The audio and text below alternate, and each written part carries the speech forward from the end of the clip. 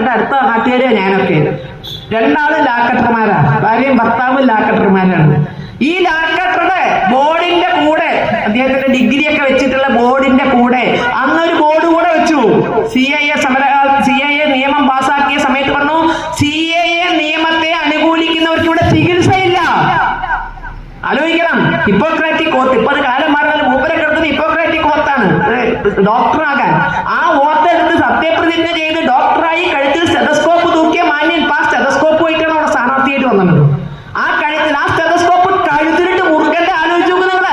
ആ സ്റ്റെതസ്കോപ്പിനെ അവരെ വ്യഭിചരിച്ചയാളാണ്. എന്റെ മുന്നിൽ വരുന്ന രോഗികൾ CAA അനുകൂലിക്കരുത്.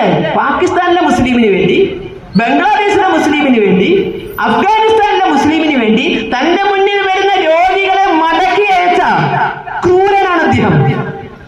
ആ അദ്ദേഹത്തിന് മുനമ്പൻകാരോട് ബാധ്യതയില്ലേ? മുനമ്പത്തുനിന്ന് കുടിയിറക്കുന്നത് പിന്തുണയ്ക്കുന്നവർക്ക് എന്റെ ചികിത്സയില്ല ബോർഡ് വെക്കും അദ്ദേഹം. ഞാനും എന്റെ ഭാര്യയും ചികിത്സിക്കില്ല.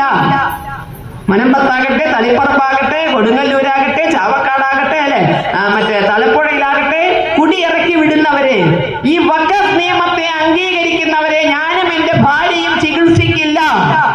ബോർഡ് വെക്കുവോ?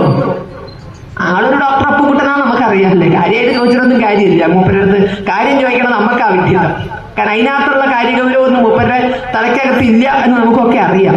അപ്പോ ഇത്തരം എവിടെയോ കിടക്കുന്ന കേസിന് വേണ്ടി പോലും ഇവിടെ കോലാഹലം കൂട്ടിയവർ എന്തിന്? മറ്റേ ആമസോൺ കാരന് തീപിടിച്ച